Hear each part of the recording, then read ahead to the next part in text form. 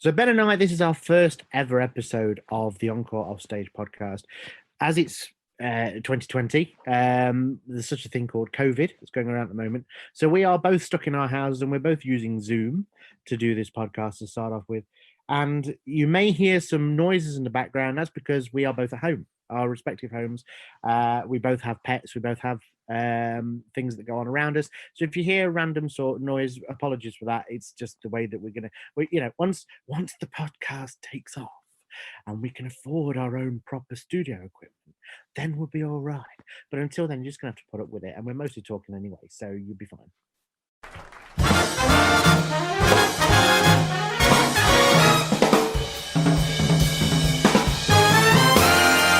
Hello and welcome to the Encore Offstage Podcast with me, Ben. And me, Adam.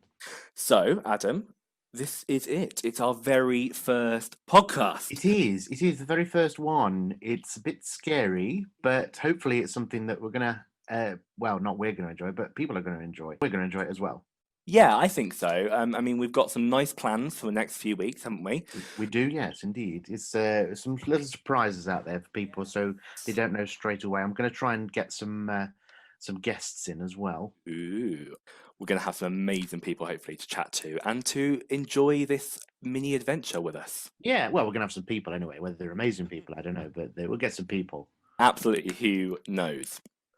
So this, Adam, is, as we have been putting on all our social medias, this is a weekly theatrical podcast in which we will be discussing all kinds of things theatre. At the moment, obviously, everything's very uncertain with theatre, so we're hoping we can bring you all some theatre.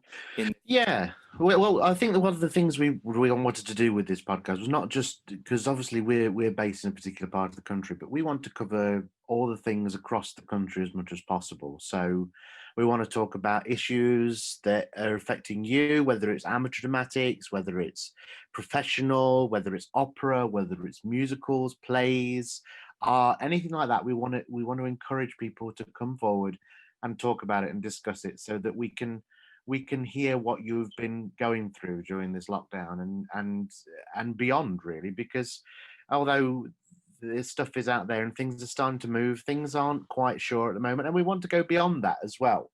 So if there's enough of a support for this, we want to get out there, and so people can have a platform where they can actually talk and have their voices heard, and they can listen to us, hopefully, whether they enjoy us or not. Well, they can listen to you maybe if they won't enjoy it.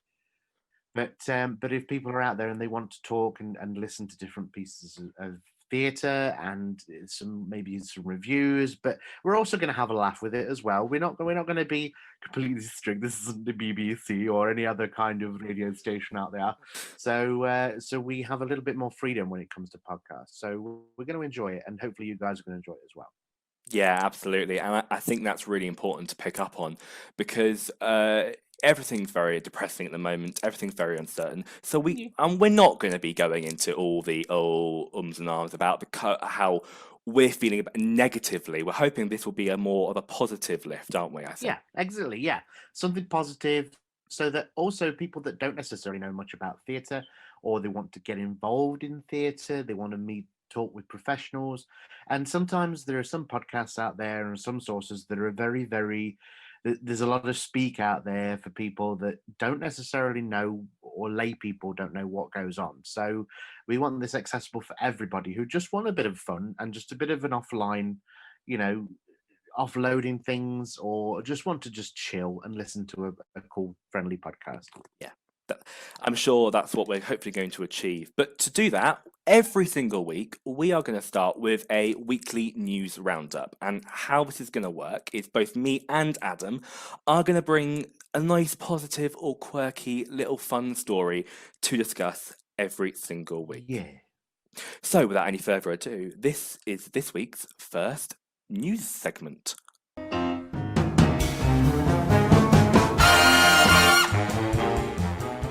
Okay, so let's start with some really exciting news coming out of the West End and the country at the moment. A load of theatres have just announced that they are reopening with COVID-secure safety measures in place. Excellent. Well, of course, with this three-tiered system that's just come out, we need to make sure that obviously theatres are available to stay open for professional productions because of course professional actors and performers, it's their workplace, so they're allowed to work, and why should they not work compared to everybody else? So this is great news. Did you say you got a list there of what's opening? Yeah, there's a really, really long list here, and hopefully even more theatres will be announced as soon as you're listening to this. All being well, fingers I hope crossed. So we're starting with the National Theatre. They are leading the way with opening loads of theatres, which is really exciting. That's really And also good, got a yeah. pantomime as well for the first time, I think, in quite a while. They are relaunching a The National have a pantomime, which is- panto. Yeah, the panto. Oh, that'd be National. good. Excellent. Which I think would be really exciting. The company Nimax Theatres have announced that socially distant productions of Six, The Play That Goes Wrong, Potted Panto, and Showstoppers, and amongst with loads of comedy and concerts and all Brilliant. kinds of things, will also be opening later this month, which is really exciting to see. Excellent. Multiple theatres in the West End starting to get back into it again, That's which really is good. what I think we really need. I think also from what you've said, there's a lot of them that they've got the issue that have gone, right, we need to put on something that's quite comical or light-hearted. So let's put a comedy on, let's put a panto. Obviously, it's the time of year for pantos anyway. But the fact that they've gone, let's do something that's light-hearted and funny and going to make people laugh, because everybody's been miserable this year and it's had a really Absolutely. rough year. So I think they're good doing, they've got some good people there, and I think they're going to do well. Sounds good. Yeah, Excellent. I think it's really, really good. And obviously, the Palladium. Sorry. I'm going to say, if everybody out there, if you are part of a theatre and you are opening and we don't mention it, don't worry. It's not that we're missing you out. We just want to say from the list that we've got. But by all means, give us a shout out. Let us know you're opening, what you're starting with. If you've got any productions coming up, let us know. Yeah, absolutely. We want to hear from you. So Panto at the Palladium is returning. So as I know, their pantos are actually meant to be really good. I've always heard a big list of guest stars. I was going to say they usually have a very celebrity-studded lineup, which is really big. good. And I can't remember the list of this year, but I did see a headline that Elaine Page was meant to be in it this year. Oh, good old the Queen of the West End, bless her. Absolutely. And we heard last week that the Sondheim Theatre will be reopening with its concert version of Les Mis, the Nottingham Playhouse, which is very excitedly reopening with a new James Graham play. Yes. Starring Pearl Mackie and Jessica Raine, which it's called Bubble, I think. Bubble? Yes, it's called Bubble, and it's about life in lockdown, I believe. Ah, okay. Really exciting. Maybe if this takes off, we might be able to get somebody from that to come and have a chat to us about that. Maybe. So if anybody's out there at the Playhouse and they want to have a chat to us about Bubble, get in touch. Absolutely, we'd love to have you on. And maybe, I believe they are live streaming it. I know that they've announced they're doing a pantomime, which they are live streaming. And if they are live streaming Bubble, hopefully we'll both be able to give it a watch. Absolutely. And give it a lovely review. But also, we've got to realise is that in order for these theatres to do this, they've got to go through so many hoops, through so many procedures. Any business that's opening now, they've put so much into it and they've had to spend a lot of money to do it. So if you are in the area and you want to go to see the theatre, you will be safe. Go and see a production. Go and support the theatres, because without the audiences going to see the shows, the theatres can't carry on. Although obviously they've had a lot of the money come through from the first round of grants and things, but that's so they can put the shows on. It's not to make place for the audiences that don't go. So please go and support your theatres. Get your mask on, wash your hands, go see a show. Absolutely. That's really, really well put. Where else have we got? It's loads. It's so exciting. It's great. It's great to hear. There's the new Vic, the old Vic, the RSC are going to be opening some on their main stage. Brilliant. They have announced though that the Swan Theatre and the other place will not be reopening until 2021 or even 2022, I think. Oh, blimey. So quite a while. But the main RSC is going to be reopening in December and January, hopefully. Blackpool Grand, Birmingham Rep is going to be all reopening, mostly with pantomimes. Ballet at the Birmingham Rep, actually, from the Birmingham Royal Ballet. Hope Mill Theatre in Manchester, Sheffield Crucible, again with pantomimes here. Rose Theatre in Kingston, Home at Manchester, the Lowry in Salford, Theatre Royal Windsor, Malthouse Arts. Again, most of these are pantos. Immersive LDN, the amazing immersive production of The Great Gatsby, is reopening. I saw something about that and I was like, oh, I didn't know this was immersive. This is great. So the fact that it's immersive and safe as well. Oh, I love immersive. It's brilliant. I was in London, and oh god, probably I think in January, just before it all went crazy, and we looked at going, but you need 1920s dress. It was advised, and we didn't have anything 20s at the time. We'd love to go and see it. Well, you're completely let down, Ben. I'm sorry, you're an absolute letdown. Very sorry. Yeah, I'm ashamed to know you. Go. I'm very sorry. If I you don't haven't got take 20s outfits. Well, I'm sorry, but if you don't have your customary flappers dress, ready to just throw on a weekend, then absolutely, what we can't be friends. No, sorry. Okay, that's it. This podcast is now over. That's the end. Shall I tell you my bit of news? Yeah, I mean, let's just quickly wrap up. There's hundreds of these things, which is so exciting. Come on. Loads of big names, and hopefully, as Adam said, get out, get supporting your theatres. That's the main thing, guys. Will be safe. You will be safe. They've gone to so much trouble to make sure you are safe, and so they wouldn't open otherwise. And go and see some theatre. Yeah, you mentioned Elaine Page. I did, yes. You mentioned Elaine Page. Well, my bit of news is about Elaine Page as well.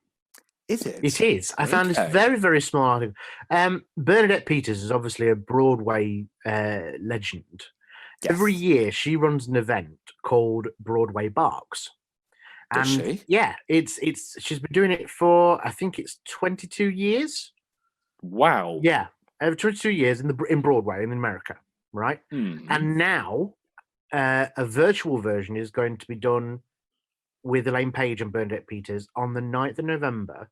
And what it does is it because obviously during lockdown, a lot of people have turned to their pets for support, not to say that they've sat and, confessed wax lyrical to their pets, but a lot of, pets have been a very good support structure within this lockdown.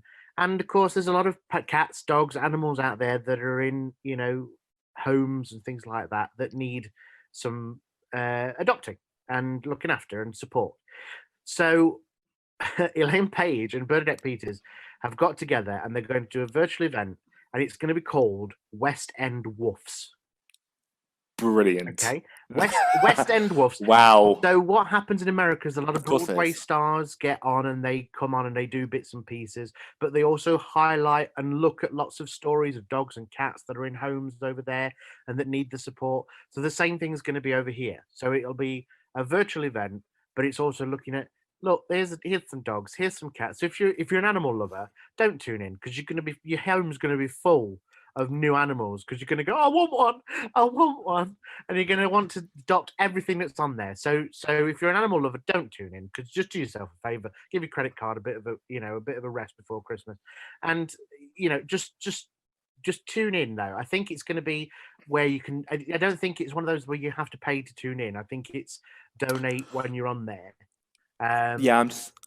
Yeah, I think it is, isn't it? I'm just having a quick look. It will be streamed on YouTube, I believe, as well, which will be really exciting. That's right. So again, very easy to access, and it sounds like it's going to be a lot of fun. I just thought, I saw that and I thought, what a lovely thing. And so there's going to be lots of West End stars. I haven't said who yet. There's going to be lots of people from the West End and the Britain theatre world who are going to come together and do little bits and pieces to raise awareness and hopefully raise money for local dog sanctuaries and catteries and things like that. Amazing. That's so good. I mean, we're both dog lovers, aren't we? Oh yeah, so absolutely. I'm sure we'll be watching that. Oh, and that's amazing. And again, they always say don't work with children or animals. Unfortunately, when it comes to pets, that completely goes out the window. But anything that dog related, yes. So I'll probably be tuning in, and I think we'll have a lovely night and have a good time. Yeah, absolutely. That sounds so cool. So this event is to raise awareness for dogs that are in homes and cats that are in catteries that need adopting. But obviously remember that dogs and cats are animals and they are living beings. So they're not just for Christmas, they are for life. So if you do seriously want to consider getting an animal or adopting something, just make sure you know that commitment before you do that. Well, that is the end of our news roundup for this week. Hopefully we're bringing some nicer stories in this time where all the news is thoroughly depressing. Yeah. So hopefully we can bring something a bit nicer. Anyway, it's now time to move on to our Q&A. Welcome to our Q&A section of the podcast. Da, da, da, da, da, da. With Sorry, I thought a bit of a fanfare there for you. I think we should keep that in. That's brilliant. This is the time for me and Adam to have a mini discussion by answering all of your questions. Now, do send your questions in via our social channels, or you can always send us an old-fashioned. Is old-fashioned the really weird thing to say about email? Oh, mate, don't say old-fashioned and email in the same sentence, please, because then you sort of I feel really ancient. It kind of is so, but it's not old-fashioned at all, you young sprat of a thing. Old-fashioned would be a letter that you write and you put a postage stamp on it and you send an email. Yes, just carry on. Whilst I go into the corner and have an embolism. Corner. Okay, I was going to say that our old-fashioned email is encoreoffstagepod@gmail.com. Okay. Yeah. So for our very first week, I thought we should start our very, very first podcast. We should christen it almost with an introduction to who we are. Now, for me, this will take no time at all, but for Adam, this will take forever because you've got a fascinating story if you want to go into that about how you. I mean, yeah.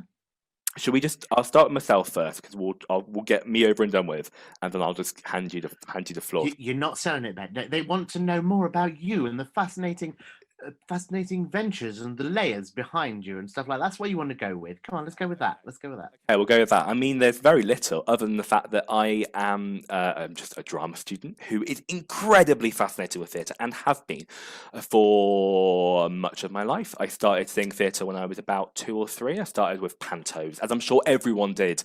We all started with panto, didn't we, Adam? We all started with panto, yeah, we're especially in Britain. There's not many people I don't think who haven't seen a panto. No, I'm sure if they have, they should be killed. That's probably a bit strong. Wow. Going heavy and dark there, Ben. I like that. Yeah, welcome to the Encore Offstage Podcast. If you haven't seen a panto, we have extreme views on that. Oh my God. We're leaving it all within. Yes, sorry. Yes, so I started seeing panto when I was very, very little. And since then, I've seen it over about 50 or 60 things on the stage. For me, I'm only 17, so for a 17-year-old, I think that's quite impressive. But I'm always very fortunate to see everything that I do. I adore it. And in recent years, in the past 5 years, I have been a semi-regular in and on amateur dramatics, working both on stage and backstage. Yep. And of course, as I'm sure as we all started watching them, I started in panto. Yes, you did. 3 years in panto for my local village, and it was lovely and fun. And my confidence grew, and I started. That's really where I started performing. I'm doing A-level drama, which is lots and lots and lots of fun, and we mess around and stab each other with knives and blood and fun. That seems to be what. Hang on. Just you can't just say that and move swiftly on. Leave it there. Stab each other with knives and blood and fun. It's kind of. There's only 3 of us in drama. Ben, I know we're socially distant. Yeah. I'm putting my hand on your shoulder. Okay. And I'm going, are you okay, pal? Is everything all right? I think we're all fine. I think good. We just have a slight morbid fascination with the macabre, I think. You know when you say we? We, yes.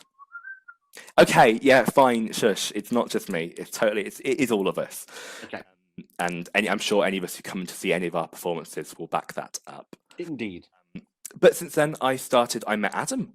Look, I met Adam. It was exciting. Through a mutual contract. And I don't know who he is. No. I just got an email and he said he did do a podcast. I don't know who he is. Please send help. Shh. Don't tell them that. You'll spoil all our secrets. That's the season finale, that is. Oh, sorry. Yeah. But since then, I have worked pretty extensively with Encore over the past over a year now, Adam. I've been with you lot. Baby steps, mate. That's scary to me. I was looking the other day. I was looking at all the stuff I've been doing, and I've kind of got a bit of a sort of a climb up the ladder story because I started working backstage in Chicago. I was assistant manager, kind of dog's body. Grew up and did sound operation for Vicar of Dibley. You did, yeah. And in the ensemble for Oklahoma. You were, yeah. So look at that. I climbed up the ranks and I'm now running the podcast. I mean, look at that. I Exciting. know. I'm surprised. I even entertained the idea of letting you run it. To be I know. fair. Scary. You must have plied me with either money or something else. What have you created? You've created a monster here, I think. It's all... You said it, not me, pal. So yeah, that's me. Very, very boring, but I'm a theatre, aren't I? As this is a Q&A, I'm going to ask you a couple of questions just based on what you've said. So what made you get into theatre? What was it about theatre that you enjoyed? Without sounding incredibly pretentious like a theatrical student would. Oh, it's all right. It's theatre. It's fine. Yeah, but it's about telling a story, I think. And even at a panto, I think I saw the Gruffalo when I was like 3. Oh, bless. Still creating a connection between both a performer and an audience member, but telling these different stories. And it's such a diverse medium, isn't it? Where you're allowed to tell such different and quirky stories that I don't think you can translate unless you're in a room with that person in that intimate space. It's not possible to always have the same connection, I think. And I think that's, for me, that's why I love it so much. Good. As a performer, I like to have a connection with my audience, and as a regular audience member, I like to feel that I am included in a performance, included in that story. I feel the emotions of a piece, and that's kind of what brings it all together for me. So what is it in particular? Have you got a particular favorite kind of theatre that you like, or is it just generally just theatrics in general? Or Personally, I think it's all of it. I think it's everything from the buzz that you get in those minutes before on stage. No matter where you work in a theatre, I think there's always that buzz. Even when you sit and watch it, you get that buzz beforehand. And if you're in a musical, you get the amazing sounds of an orchestra warming up.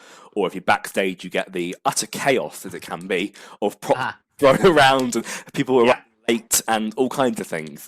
But it's that. Arriving late, I don't know what you're talking about, Ben. All theatrics backstage are completely and utterly professional. I don't know any productions where anybody's arrived late. No, or you've had to shove people onto somebody. I mean, it can be chaos, can't it? But that's some of the best parts, though. Yeah, that's what we live to see. And the best thing is when you have a couple of theatre blooper stories that you can just share around, which I'm sure we are going to cover. I think over the few weeks, I think we need to come up with some of our best backstage stories, or some of our funny stories that we've had. I'm sure I know a few a few people I can embarrass who probably won't even tune into the podcast until later on.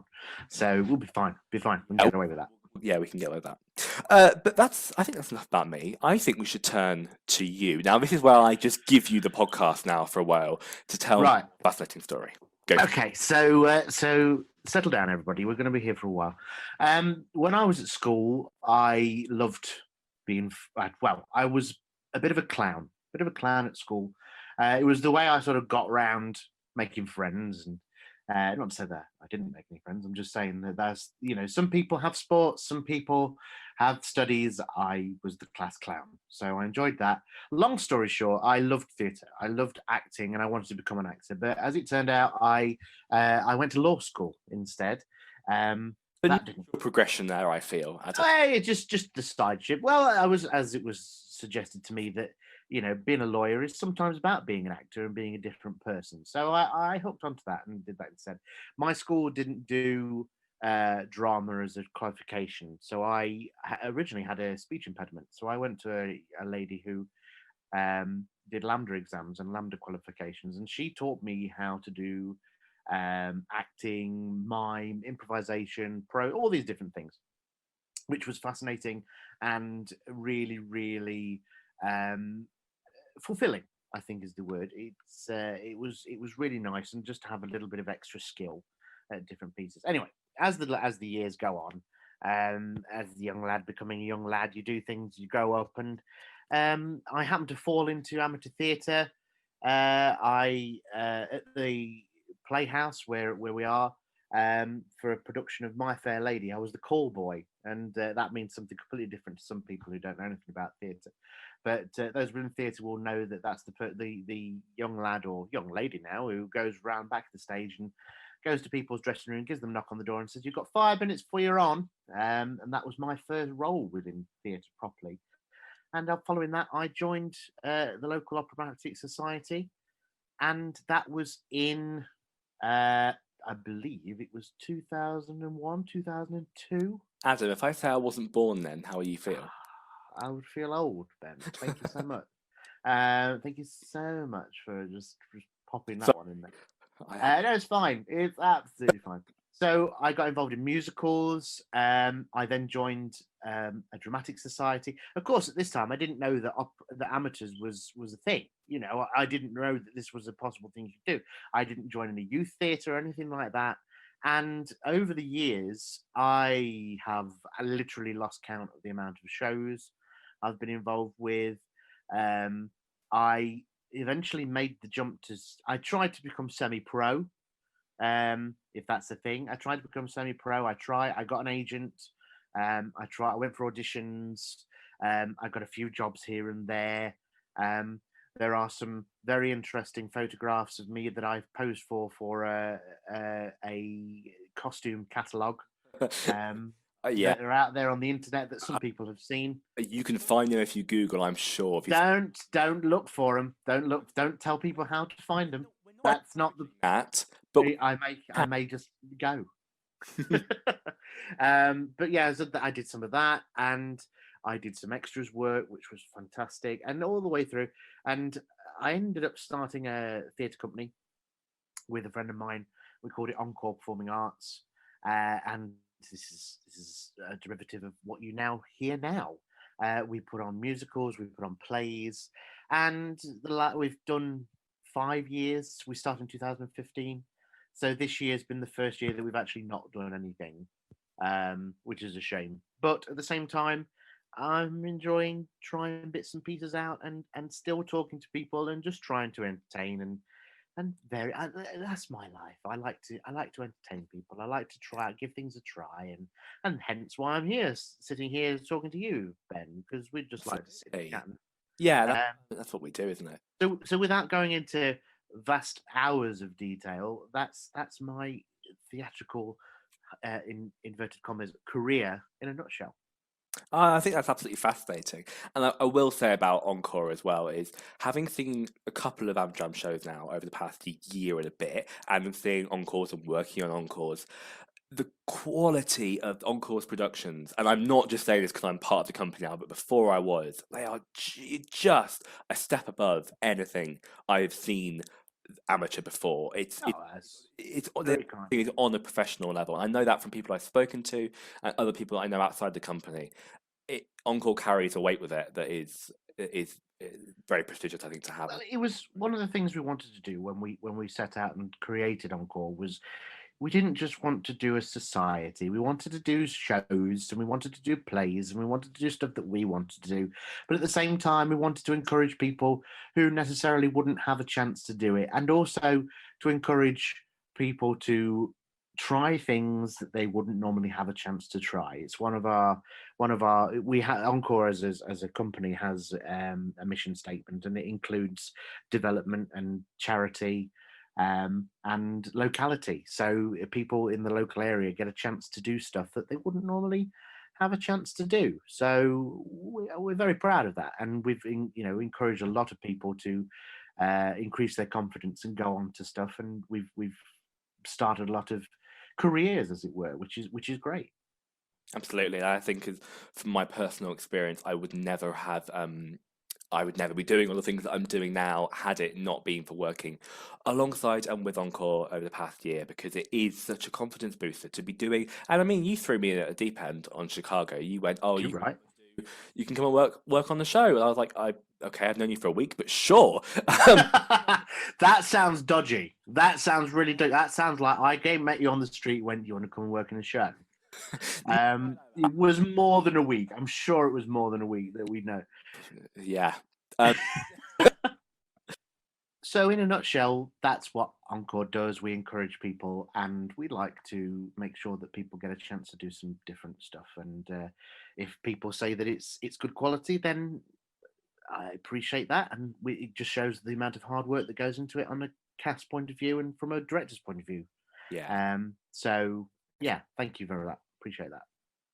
So obviously, Ben and I have been talking to each other about us and ourselves, but you out there, we want to encourage you to send in your questions.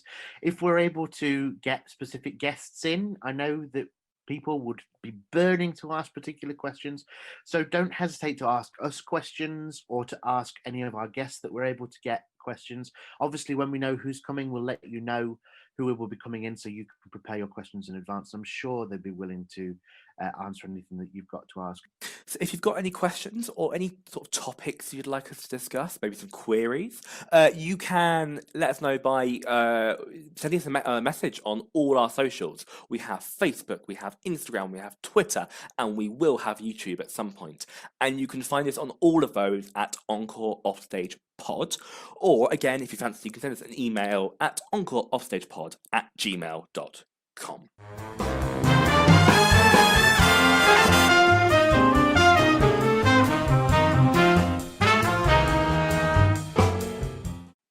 Okay, so each week, one of us is going to set the other a mini theatre-based challenge. Are we We need like a really? little announcement jingle for this, like challenge or something like that to go over this. I could do a challenge. I could do echo. Challenge. Just have that over the top of this. This is perfect. So we thought for the first week, it's my turn to answer the questions. I've got the easy job. It's your turn because I couldn't think of one. Yeah. Good, well said. And to attempt to answer them. So I hope you've brushed up on your theatre knowledge, Adam. No, because I didn't know what you were going to do it on. So but you know what? I'm willing to make a fool of myself to start off with. So Yeah. fire away, Jose. Perfect. So this week, I am going to give you a line from a song from a West End musical. Okay. And Is it currently in the West End or? are all currently at the West End as of March 2020. Obviously, we don't know Well, what. it's me scuppered then because I've only seen. Anyway, carry on. Oh, well, okay. We'll see. We'll see. I mean, when it comes to modern stuff, I mean, like super modern, I might struggle, but you know, we'll give it a go. Okay. Oh my God. Okay. Oh, so all you need to do is tell me what musical it's from. Okay. I can do this. Do I need a buzzer? I don't. Oh, if you've got a buzzer, that'd be amazing. I haven't, but I can pretend to have a buzzer. Pretend to have perfect. I mean, Okay. no one else that's going to buzz in. Anyway, how about a squeak toy?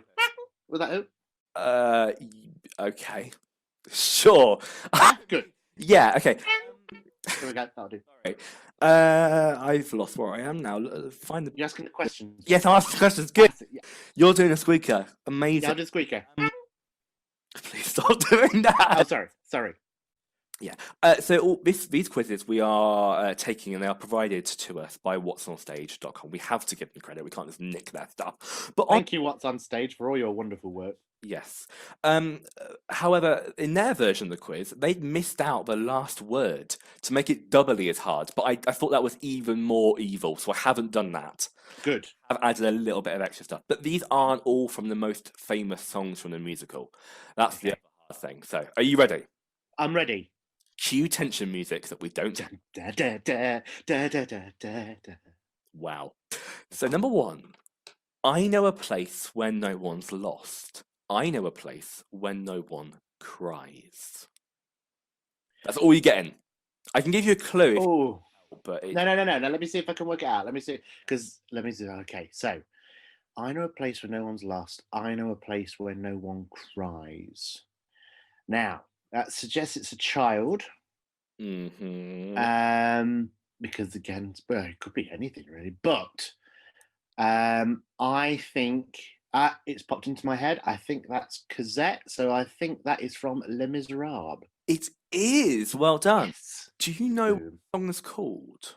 Castle on a Cloud. Absolutely. Well done. Yeah. That's the only one I'm getting now. I bet it's all downhill from here. Got 1 point so far, and there's only 5. Woohoo! Oh, good. That's right. 2. If you don't get this, I'll be very disappointed. Oh, don't. I wasn't jealous before we met. Now every woman I see is a potential threat. I wasn't jealous before we met. Every woman I see is a potential threat. Mm-hmm. And you say if I don't get this, then you'll be very disappointed. I think so because yeah, I can give you a clue if you want. Go on, give me a clue. It's not. It's a jukebox musical, so you should Oh. song as well. I'm trying to think of. Hmm. Oh, jukebox musical in the West End. Yes, it's currently on. It's very, very famous. This song, you should know it. Is it? Oh, you see, when you speak it, you see your brain goes out the window. The only one there's a couple I can think of that's on the West End at the minute, and the one that's very, very famous is Mamma Mia. You'd be correct with that. Yay! That is from "Lay All Your Love from Me." Oh, Lay All Your Love. That's the one. Yeah. I know it now. I thought you were going to sing it then. I was waiting. No, I wasn't. I wanted to lull you into a false sense of security and then just snap it back. That's all. Brilliant. Okay, ready for number 3? Yes. I have suffered in this jail. I've been trapped inside this cage for ages. This living L. Living L. Why do I know Living L? It's. Would you like a clue? Yeah, give me a clue. It's from a musical in the last decade. And I can give you more of a clue if you'd like. What I expressed is quite important. The expression I put on the words. So jail, cage, L. It's been released in the last 10 years. My mind's gone blank. That's it, completely. This is awful. This is really bad because I recognise cage and jail and L. Living L. Living L. No,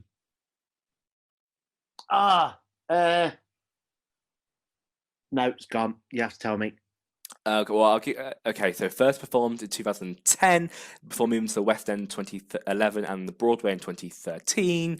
It's from Matilda the musical. Dang it. It is school song from Matilda the musical. Yeah. I have suffered in this jail. I've been trapped inside this cage for ages. This living L is the alphabet. And of course it is. The alphabet song. Yeah. It's amazing and it is utterly incredible. If you see it live, I can thoroughly recommend it. It's one that I've been meaning to see and I haven't. It's the only musical I've seen in person twice. I went back to go and see it. I saw it in London in 2015, I think, and then saw it when it toured a couple of years ago in Leicester, and it was just as amazing as it was both times I've seen it. It had the same Miss Trunchbull, who I've since met. I stage doored him. Get you. The thing that all actors hate, and he signed my program, so I have that somewhere. Oh, good on you. That was amazing to get. Okay, so yes, I should have got that one. Again, it was. That's why I remembered it. I was like, Living L. I'm thinking, it's either alphabet or now it's obvious. Yes, sorry. I'm sorry. Forgive me. Now for a very modern, relatively modern one. Okay.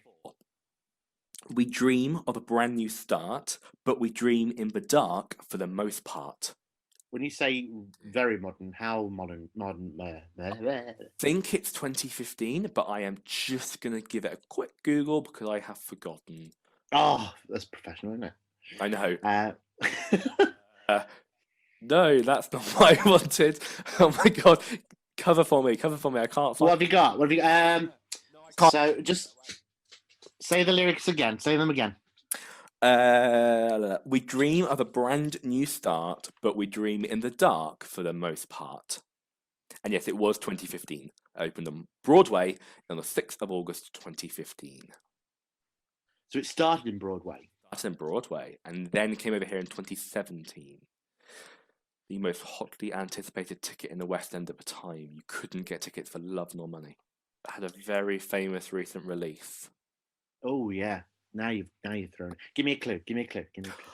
Oh, well, yes, it was released as a recording very recently. Is in a live production, was recorded in 2015 and was available to stream as of July. The recording of the show, yeah. Oh, You could watch it from 2015. From July this year, but it was recording it from 2015. it's a musical. It's a musical. I'd be shocked if you haven't seen it. Oh, you'd be surprised. Am I going to tell you? I think you're gonna have to tell me. It's from Hamilton. It's the room where it happened. Oh, that's why I haven't seen it. Right, okay. So I know nothing about Hamilton whatsoever how have you not seen it? because I haven't seen it. Oh my I know everybody says you should. I know. I'll revoke my theatre license right now. My theatre type there. I have not seen or heard any. I haven't even listened to the soundtrack.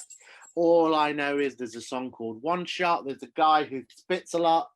There's that's about. Adam, I think you'd love it. And I didn't like it. I listened to the cast recording when it came out, as it was because it was the big thing of like 20. Right. It was like listen to Hamilton. Every theatre kid was throwing it my way, and I didn't like it. So I didn't like the recording, but now I've seen it in person. I appreciate it for what it is, and I think it's very Okay. well done. Well, I'll give it a try. I've been promising people that I will give it a try. Yeah. I might, I will give it a go, and I'm sure I'll be converted. And it's streaming on a very, very new and famous streaming platform that I don't know if we Oh, can buy. is it got a symbol in it, like a subtraction sign? It's got a minus in it. Yeah, absolutely. Yeah, that's the one. Yeah, cool. Yeah, Got it. Okay, so the last one, I don't think you're going to get at all. But at the moment, Adam, what are you on? You're on. I'm on 2 out of 5, so 2 out of 4 so far. So I've got one chance to one shot. I have. See, I know one shot. Well, okay, it's actually called My Shot, but Oh, my. Okay, fine. Shoot me down, Ben. See if I care. If life is just a highway, then the soul is just a car. What is this very reason? I am going to check now because I don't know. I know hardly Okay. about this, which is really bad. Sounds like a travelling one. Okay, so the musical, 2017, but it is based, I think, yes, it is based by a famous album by Meatloaf. Ah, yes. That's all you need to tell me. Oh no, I've given it away. They've given it away. That's fine. So if it's from a famous album by Meatloaf, it must be Bat Out of Hell. It is. Well done. Woohoo! That was Objects in the Rearview Mirror from Bat Out of Hell, which I've just seen here. It opened in Manchester, of all places. Yes, it did. Yeah, to rave reviews, and from what I've heard, Wow. it's a fantastic show. A couple of stuff's been coming out in Manchester recently, isn't it? I think Back to the Future, the musical. Yes. Well, yes, Back to the Future. until was coming out of Manchester. Yes, I think it's next year. It's coming back. Yeah, hopefully. Okay. So Adam, we're gonna give you the last one because I think, you deserve that, despite my big clue. It's all right. Don't worry. It's fine. I didn't get it. You didn't give me the actual title, so I'll accept that. I think you passed. You got 3 out of 5, Adam. Well done. Woohoo! I'll take that. I'll take that for an aging theatre guy. Absolutely. The modern musicals. Well done. I'm surprised I didn't get Matilda. I was disappointed. I was no chance on Hamilton, but Matilda I was upset about. But I'll survive. I'm sure. I'll learn to live. And I'm dreading of what you're going to bring to this podcast next week. And have you got any thoughts? Any little treats you're going to? I have an idea. And now that I've heard your questions, I think that yours will be just as interesting to answer. Oh my goodness. Okay. Well done. And it's time to move on now to the main event.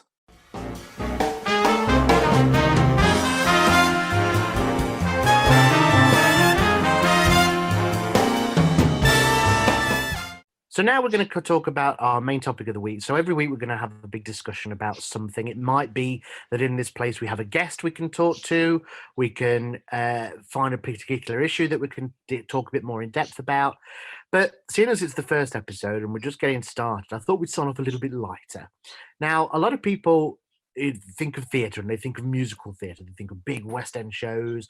But I want to ask you, Ben, right? Mm-hmm. I think away from musical theatre for a moment. And I want to ask you what your favourite play is that you've ever seen. Play. Yeah. Well, we go away and we pre-select these, don't we? So I've been giving mine a bit of thought. And my ultimate favourite play, I've been very fortunate to see this twice now, both in person. And it was live streamed, so I've watched the live stream a million times since then. and it is A Monster Calls by Bristol Old Vic. Yes, you've told me about this before. It's amazing. It's based on the book of the same name by the amazing author Patrick Ness. And it's directed by Sally Cookson, who I've seen quite a few of her things now, and she's always amazing. Excellent. She brings this sort of vibrancy and this energy to these pieces that predominantly are quite heartfelt underneath, and that is completely evident in this production. I'm going to put sort of like a disclaimer out now that this play talks about some really, really heavy things, particularly to do with cancer and grief. And if those are things that might affect you, we suggest just skipping forward a little bit in the podcast. I know you mentioned to me about this before, because obviously over the past year I've had a bit of a traumatic year personally, but Yeah. that's by the by. And you said when this came to the local scene, you said, "Oh, if you want to go, it'd be a good show to see, but just bear in mind it involves blah blah blah blah." And I was intrigued because there's not many plays that tackle it in a way that describe what the premise is about.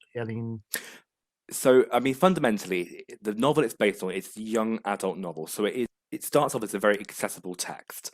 So it's designed to allow people, sort of teenagers, and even, but it speaks to adults as well, to come to terms with grief, because it's about a 12-year-old boy called Connor, and he is facing his mother's terminal cancer.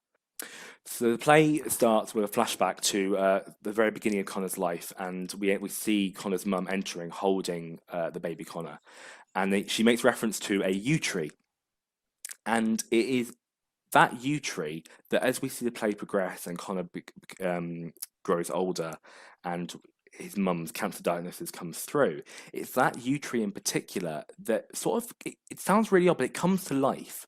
It comes to life as this physical embodiment of a monster. Okay.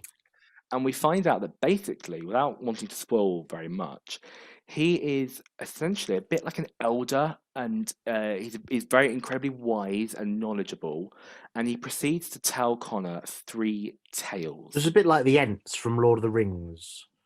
Now, so you're going to hate me if I say I've never seen Lord of the Rings. Don't worry. Let's not mention stuff we don't know about. Carry on.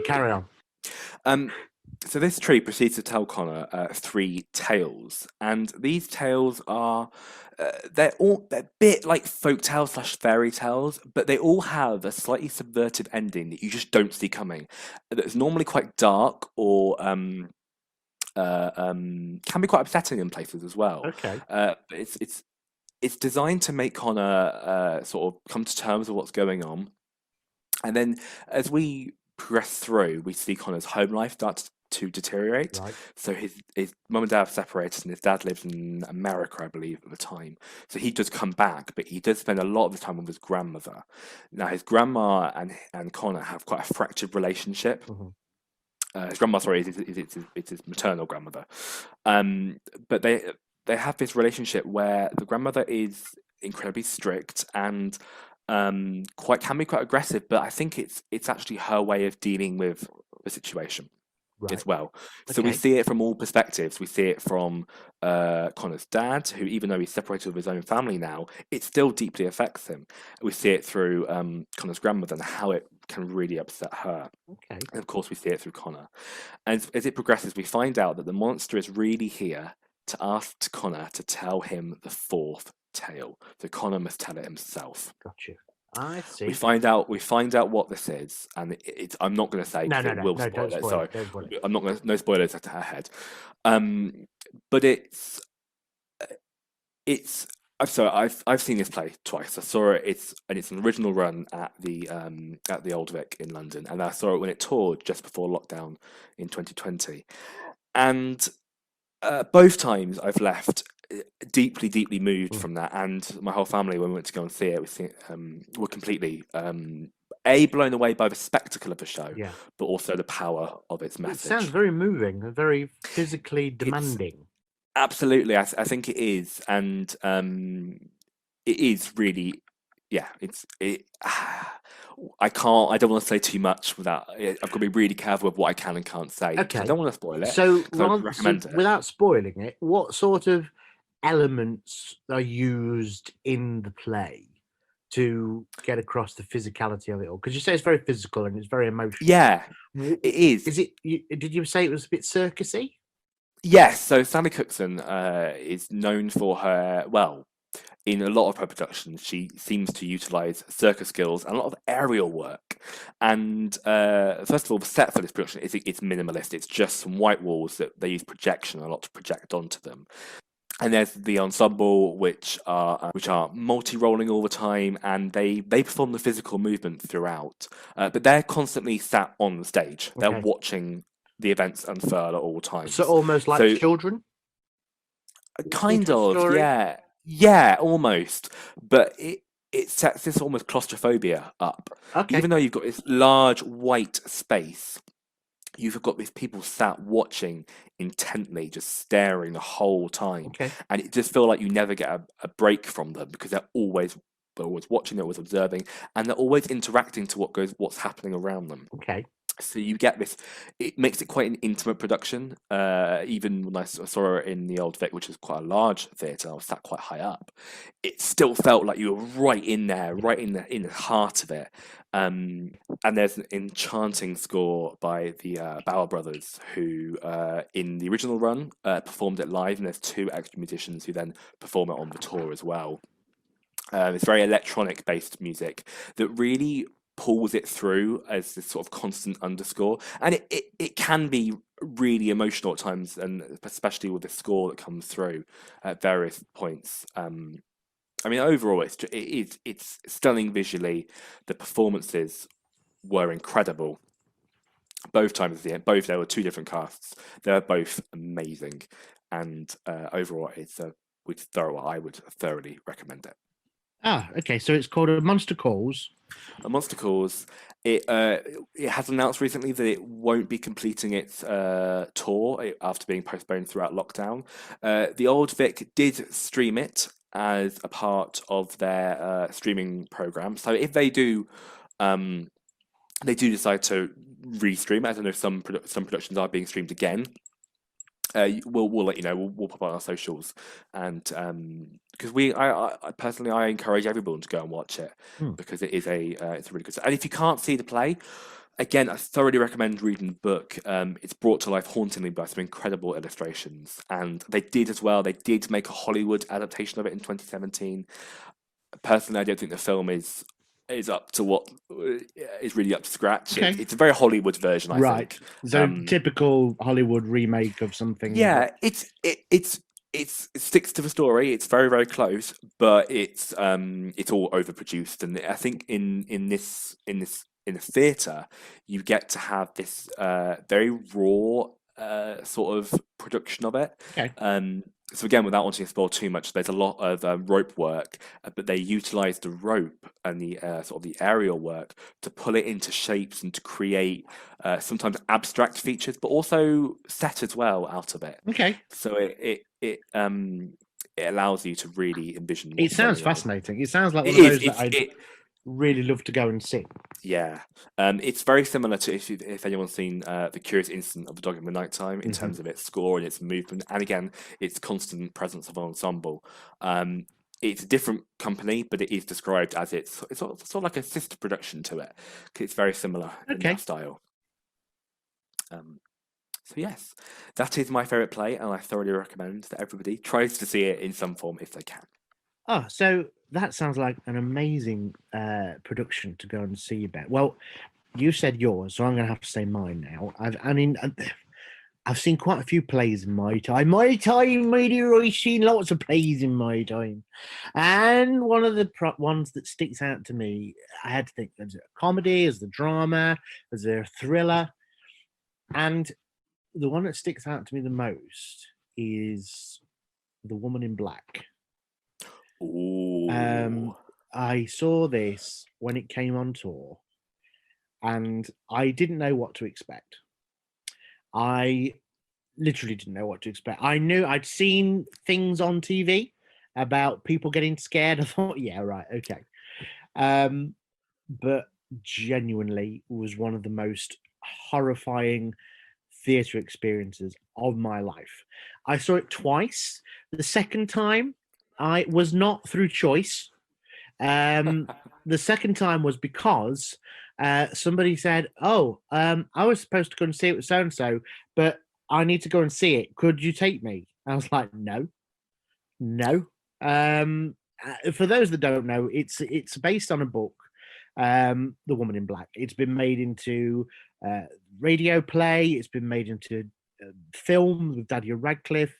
It had a TV movie as well, but the one that sticks out in my head the most is this play, adapted by Stephen Mallatrat, and it was written originally for, I think it was Scarborough, and it was a really low budget production in 1987 for their Christmas play, and I think it was an amateur production. I could be wrong, but and it ended up becoming such a big success, and I think it is the second longest running play in the West End.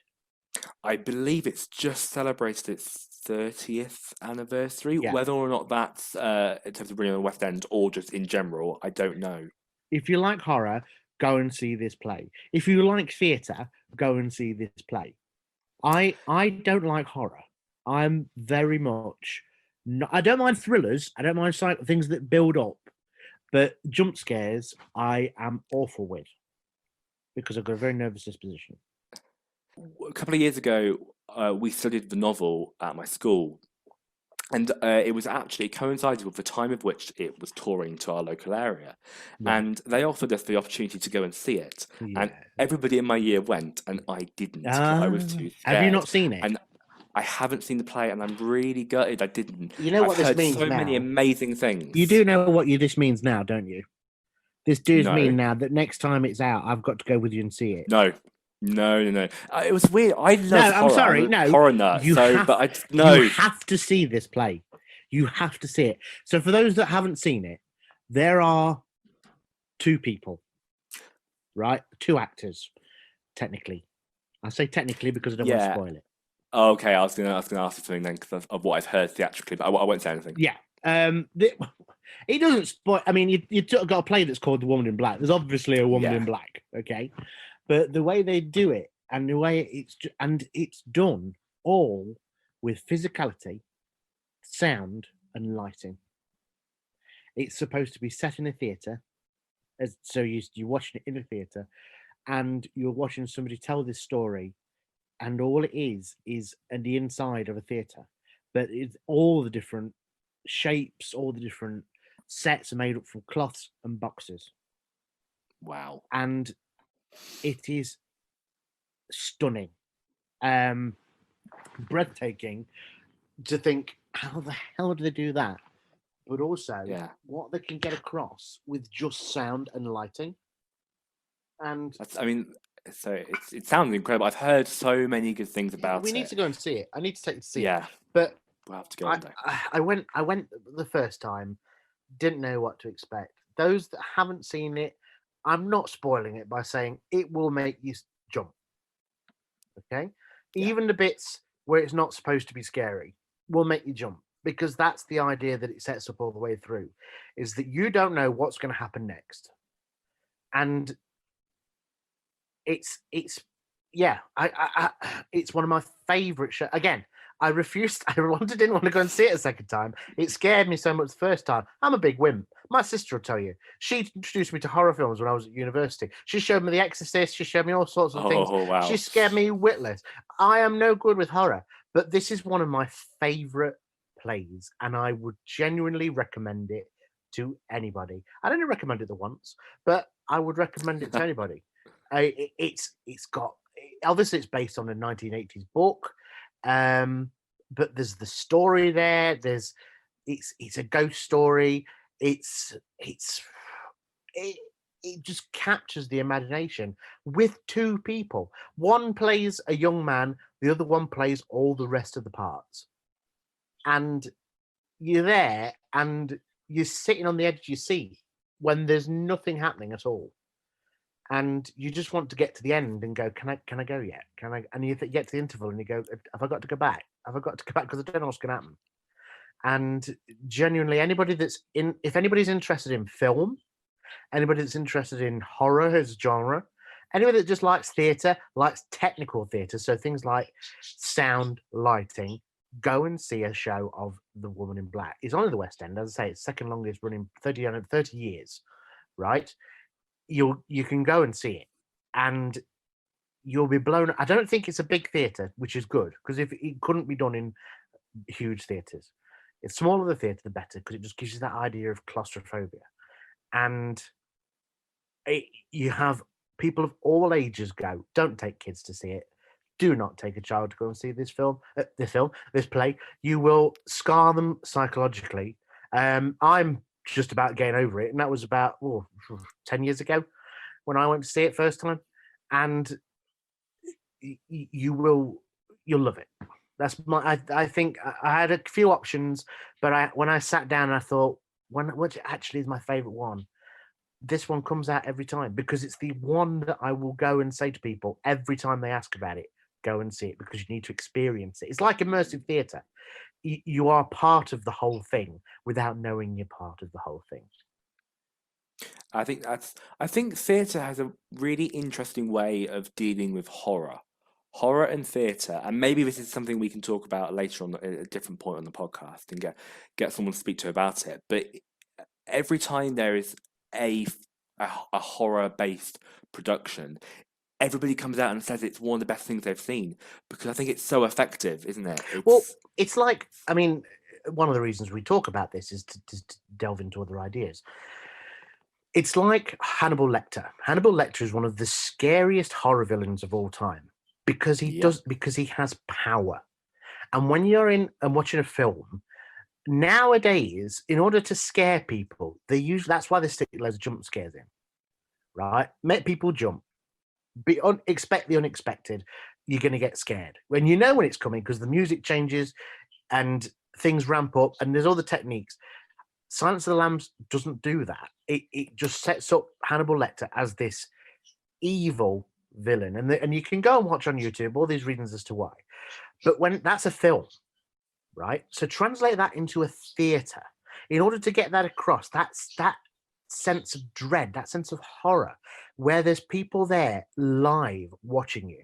That takes some talent, and to be able to, and some skill to be able to stand there and scare people with no expectation of what's to come. That's the thing, is you don't know what's going to come next. There are jump scares in it. There's quite a few jump scares in it, but the sense of dread that builds up all the way through, because again, is this sense of power, the sense of status. It's a common theatre thing. Status, your levels, blah blah blah. If you're doing your GCSE, you're doing your A levels. I mentioned a few buzzwords, but it's one of those things, and you need to go and experience it. Again, it's like going to see a scare maze. If you go to Alton Towers, you go to Thorpe Park, or these other places where they have live horror mazes, people go because they want that scared nature. A film, yes, you get scared, you get jumped, you jumped out your seat. But I wonder with a film, again, with this idea of power, we have the power in terms of a film, don't we? Because we can just switch it off if it's too scary.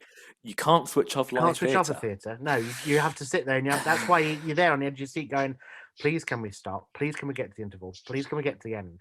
Because you have no control, and you have to go along with it. I won't spoil it, but there's a big section in the play where this moment builds up, and it must go on for about 5 minutes, and not a single word is said.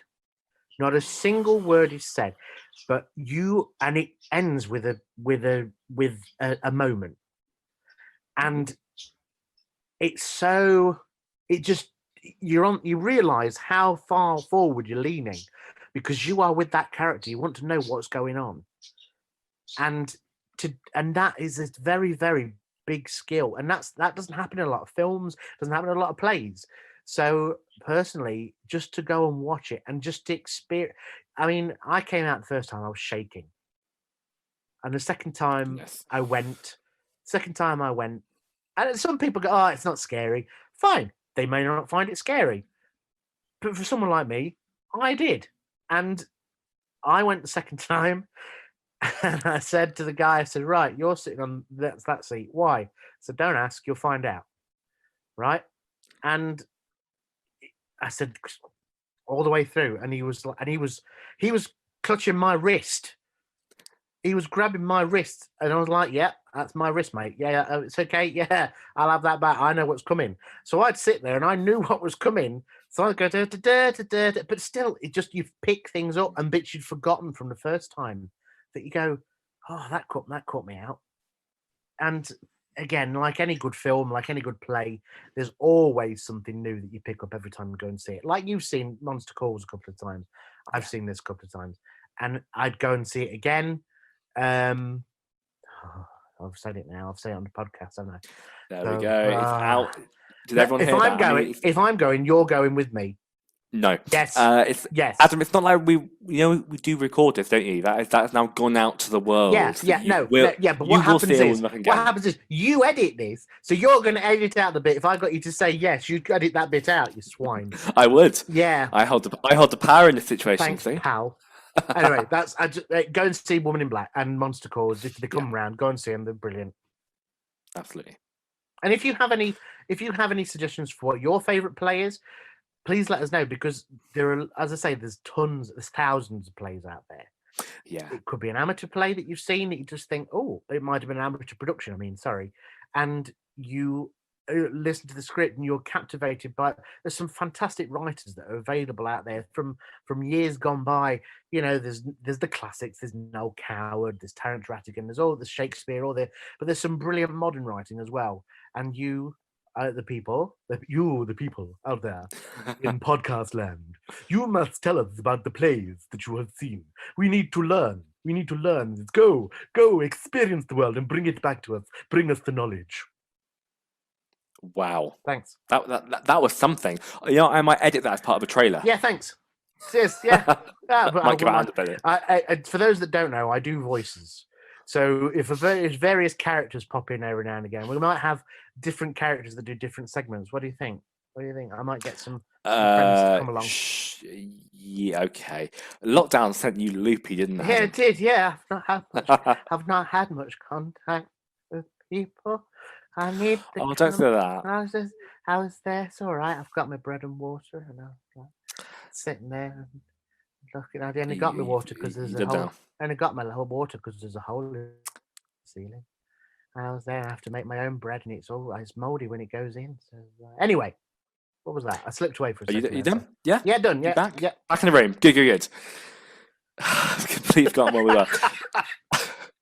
How much of this is staying in, I don't know. It's up to you. I'll sit in the editing room and work this out. Stick this together with plasters. Oh, yeah. If it's not a good podcast, if it's not together with sticky tape and elastoplast. No, God. Where are we? We're wrapping this bit up. Yes. Where are we? Oh, yeah, I think we better wrap this up now. Okay, yes, we would love to hear all your plays that you have seen. And I'm sure this was a really hard decision for me. You've mentioned it was for you as well.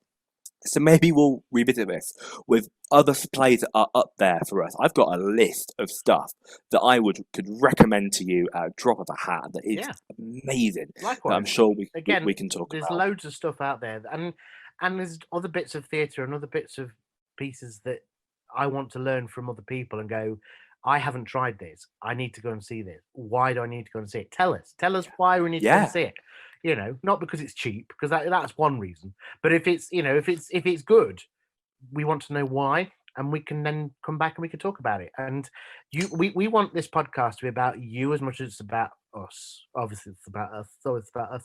But what we need is we haven't got a podcast if we haven't got a community, and we need you, the community, to tell us your thoughts, your experiences. We want to hear funny stories.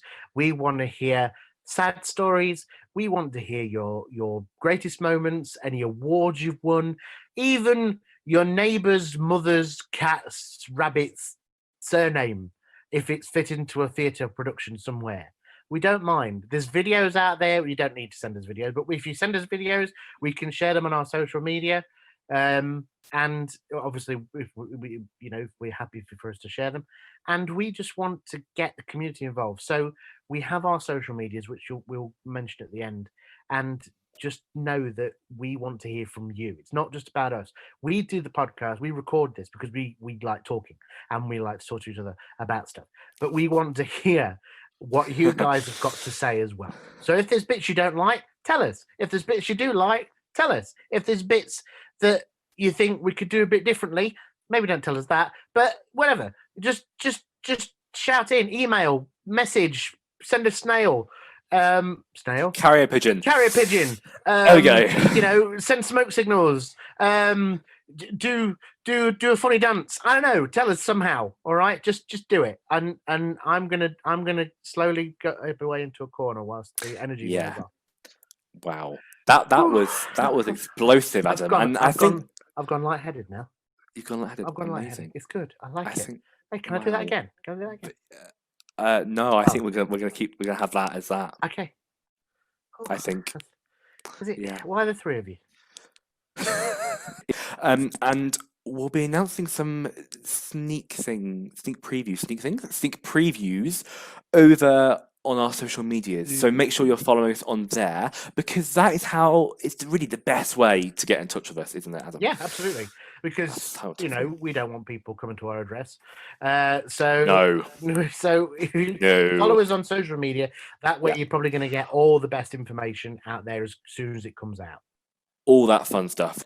So that brings us to the end, as we said, and that's it. So all that's left to say is thank you so much for listening. Yes, thank you everybody for listening. Yeah, it's so exciting to be doing this. I can't believe it. We did it. We got a podcast. We've got one. We've got one in the bag. I mean, it depends if anyone listens to it, but but let's put it this way: if we have two, then we have a series. We do. So we need to do it. And then it will be Christmas. Wow. Oh, don't say that. Getting closer. Anyway, now. let's worry about that in a week. Yes. It's time to return Adam to the closet of the podcast. Careful what you say. But the yes. I'll just go back to my closet. Thank you. The cupboard of the podcast. We'll lock him away back in there and unleash him and myself next week. Bye-bye, everybody. Bye-bye. Why am I waving? I don't know. Just waving at nothing.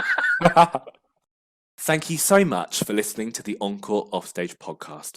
If you fancy, you can follow us on Instagram, Facebook, and Twitter at Encore Offstage Pod. We also have a YouTube channel where we upload a video version of this podcast, and that's also at the Encore Offstage Podcast. Remember, if you enjoyed the show, don't forget to leave us a rating or review on your podcast app of choice. Thank you so much for listening, and we'll both be back next week.